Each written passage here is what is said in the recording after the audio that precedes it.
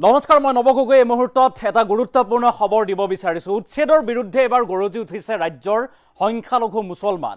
কৈছে এবাৰ যুঁজ এখন হ'ব আৰু সমান্তৰালভাৱে কৈছে আমি জেল যাবলৈকো সাজু আছোঁ। শ শ মুছলমানে এবাৰ বিজেপি চৰকাৰক হুংকাৰ দিছে।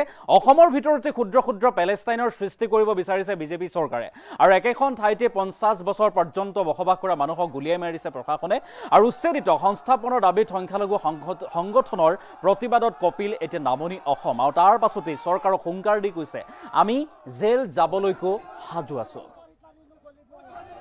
এটা ডাঙৰ খবৰ আমি এই মুহূৰ্তত লৈ আহিছোঁ যে বিজেপি চৰকাৰে ৰাজনৈতিকভাৱে উৎখাত কৰিব বিচাৰিছে মুছলমানক আৰু শ শ মুছলমানে এতিয়া বিজেপি চৰকাৰৰ বিৰুদ্ধে গৰজি উঠিছে। অসমৰ ভিতৰতে ক্ষুদ্ৰ ক্ষুদ্ৰ পেলেষ্টাইনৰ সৃষ্টি কৰিব বিচাৰিছে বিজেপি চৰকাৰে। ভাৰতীয় জনতা পাৰ্টি চৰকাৰক এতিয়া তীক্ষ্ণ সমালোচনা কৰিছে এইসকল সংখ্যালঘু মুছলমানে আৰু একেখন ঠাইতে 50 বছৰ পৰ্যন্ত বসবাস কৰা মানুহক উচ্ছেদ কৰিছে আৰু উচ্ছেদিত সংস্থাপনৰ দাবীত সংখ্যালঘু সংগঠনৰ প্ৰতিবাদত কঁপিছে এতিয়া নামনি অসম। নামনি অসম অট্টাল প্ৰতিবাদী কাৰ্যসূচী ৰূপায়ণ কৰিছে এইসকল সংখ্যালঘু লোকে আৰু জীয়াই থাকিবলৈ সংগ্ৰাম কৰিব লাগিব অসমৰ মুছলমানে। অসমৰ মুছলমান যদি জীয়াই থাকিব লাগে তেনেহ'লে সংগ্ৰাম কৰিব লাগিব। চৰকাৰৰ বিৰুদ্ধে একত্ৰিত হ'ব লাগিব সকলো মুছলমান সমাজ। আৰু এই মন্তব্য কৰিছে প্ৰতিবাদকাৰীয়ে। লগতে প্ৰয়োজনত জেল পৰ্যন্ত যাবলৈ সাজু শ শ মুছলমান যুৱক। এই হুংকাৰ প্ৰদান কৰিছে এতিয়া চৰকাৰক। জেললৈ যাবলৈও আমি ভয় নকৰোঁ বুলি উল্লেখ কৰিছে। এইবাৰ যুঁজ এখন হ'ব বুলি হুংকাৰ। অমানৱীয় উচ্ছেদ বন্ধৰ দাবীৰে ৰাজপথলৈ ওলাই আহিল এতিয়া সংখ্যালঘু সংগঠন। কেইবাটাও সংখ্যালঘু সংগঠনে সাব্যস্ত কৰিছে প্ৰতিবাদ। মৈৰাবাৰীত মিয়া পৰিষদ আৰু অসম সংখ্যালঘু সংগ্ৰাম পৰিষদৰ উত্তাল প্ৰতিবাদী কাৰ্যসূচী। দৃশ্যাংশ আমি লৈ আহিম কেনেদৰে প্ৰতিবাদী কাৰ্যসূচী ৰূপায়ণ কৰিছে, লগতে চৰকাৰক কি হুংকাৰ প্ৰদান কৰিছে। এইবাৰ যুঁজ এখন হ'ব বুলি হুংকাৰ। জেল যাবলৈও সাজু আছে এতিয়া শ শ মুছলমান। এইসকল প্ৰতিবাদকাৰীয়ে এতিয়া হুংকাৰ দি কৈছে আমি জেল যাবলৈও ভয় নকৰোঁ, জেল যাবলৈও আমি সাজু আছোঁ। শ শ মুছলমানে কৈছে এইবাৰ যুঁজ এখন হ'ব। সেই দৃশ্যাংশ উইথ এম্বিয়েন্স আমি লৈ অহাৰ চেষ্টা কৰিছোঁ।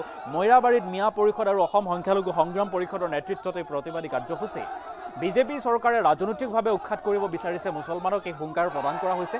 কেৱল ইমানেই নহয়, লগতে কৈছে অসমৰ ভিতৰতে ক্ষুদ্ৰ ক্ষুদ্ৰ পেলেষ্টাইনৰ সৃষ্টি কৰিব বিচাৰিছে ভাৰতীয় জনতা পাৰ্টীয়ে আৰু একেখন ঠাইতে 50 বছৰ পৰ্যন্ত বসবাস কৰা মানুহক গুলিয়াই মাৰিছে প্ৰশাসনে আৰু উচ্ছেদিত সংস্থাপনৰ দাবীত সংখ্যালঘু সংগঠনৰ প্ৰতিবাদত কঁপিছে এতিয়া নামনি অসম। মৈৰাবাৰীত এনেদৰে কেইবাটাও সংখ্যালঘু সংগঠনে প্ৰতিবাদী কাৰ্যসূচী ৰূপায়ণ কৰিছে। প্ৰতিবাদৰ দৃশ্যাংশ উইথ এম্বিয়েন্স দেখুৱাইছোঁ। সমান্তৰালভাৱে মন্তব্যও আছে, মন্তব্য আগবঢ়াৰো চেষ্টা কৰিম।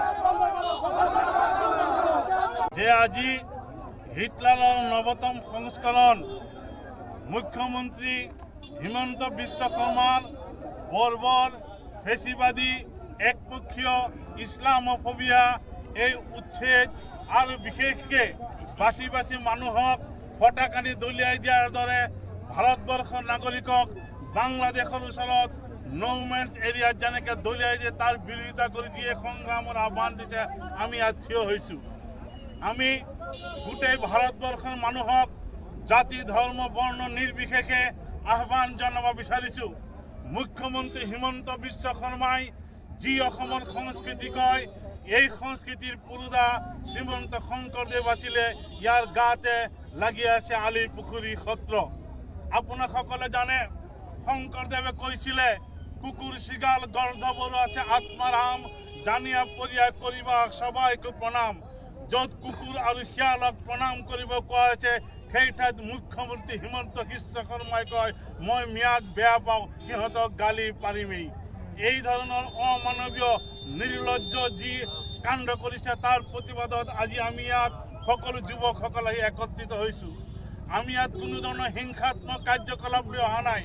আমি মানুহৰ ওচৰত আবেদন জনাইছোঁ আমি সভ্য দেশবিলাকত দেখিবলৈ পাইছোঁ যেতিয়া ৰাস্তা নিৰ্মাণ কৰে ইংলেণ্ডৰ এটা ৰাস্তাত গছৰ ওপৰত এজনী বগলীয়ে পোৱালি দিছিলে সেই বগলী চৰাইৰ বাঁহ যাতে নেভাঙে সেইটোৰ কাৰণে সেই গছ নেকাটি ৰাস্তা বেকা কৰি লৈ গৈছিলে যি সময়ত চৰাইৰ কাৰণে মানুহে ৰাস্তাৰ বাট সলনি কৰি পেলায় আৰু সেই সময়ত বাচি বাচি নগৰৰ পৰা গৈ নদীৰ বানত নিজৰ ভূমি হেৰুৱাই ভূমিহীন মানুহ য'ত বাস কৰে 30-40-50 বছৰ ধৰি আছে সেইসকল মানুহক আজি তেওঁলোকে বাচি বাচি JCB লৈ পেলাই তেওঁলোকক আক্ৰমণ কৰিছে পুলিচে গুলিয়াইছে পেলেষ্টাইনত যেতিয়া দেশ খাৰু পিনি বহি আছিলে অকল ইৰাণ তাত থিয় দিছিলে আৰু আপোনালোকে চাওক আল্লাহ যেতিয়া শ্ৰেষ্ঠটো মানুহৰ পৰা উলিয়াই নিব শিলৰ দিলৰ পৰা পানী উলিয়াই নিয়ে আজি মুছলমান বহি থাকিল আৰৱ কাণ্ট্ৰিত কিন্তু পৃথিৱীৰ কোণে কোণে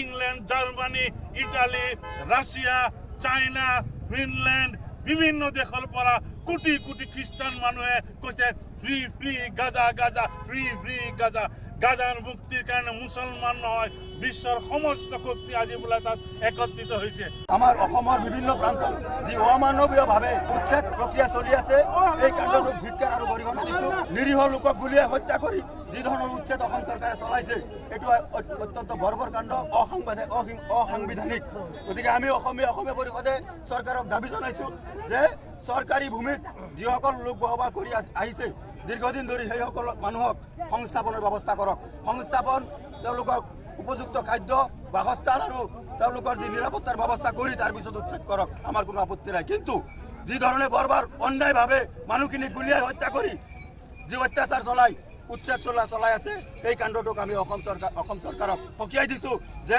অনাগত দিনত যে ভৱিষ্যতে উচ্ছেদ কৰিবলৈ হ'লে এই মানুহখিনিক উপযুক্ত সংস্থাপনৰ ব্যৱস্থা কৰি তাৰ পিছত উচ্ছেদ কৰিব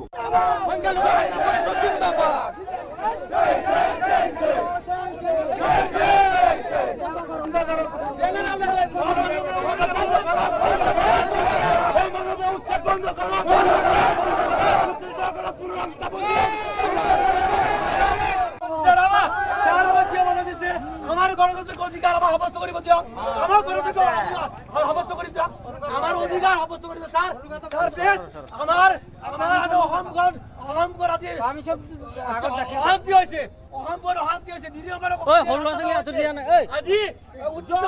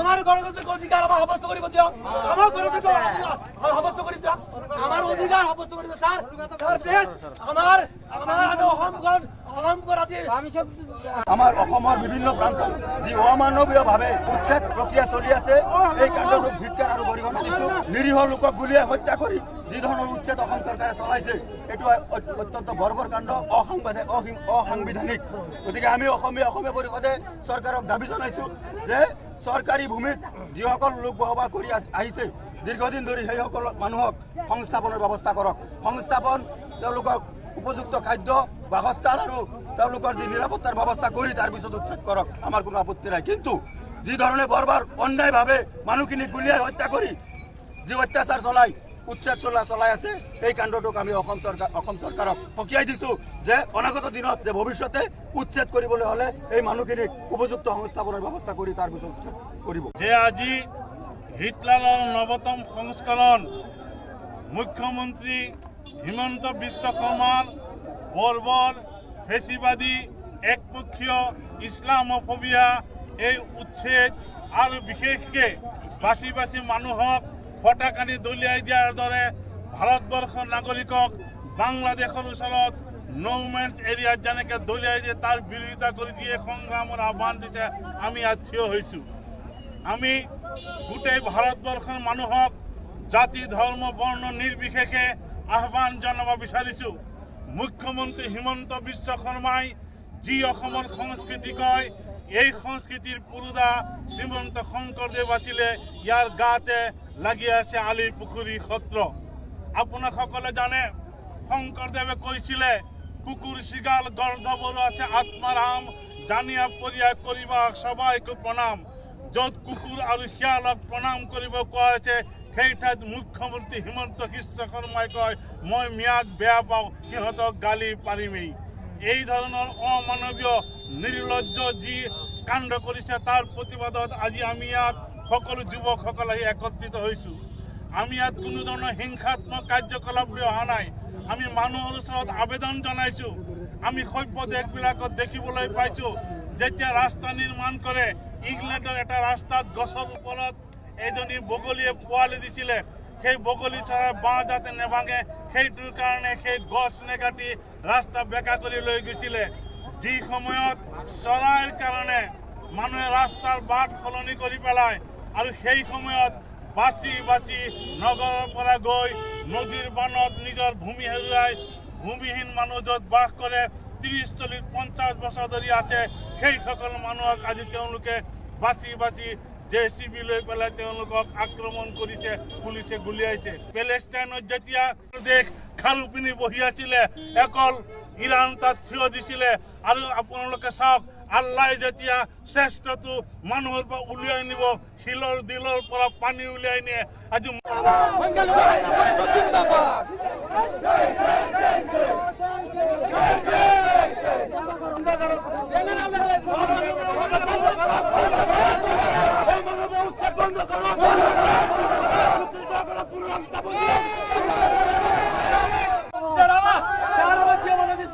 আমার গণতান্ত্রিক অধিকার আমার সাব্যস্ত করিব দিও, আমার গণতান্ত্রিক সাব্যস্ত করি দিও, আমার অধিকার সাব্যস্ত করিব স্যার।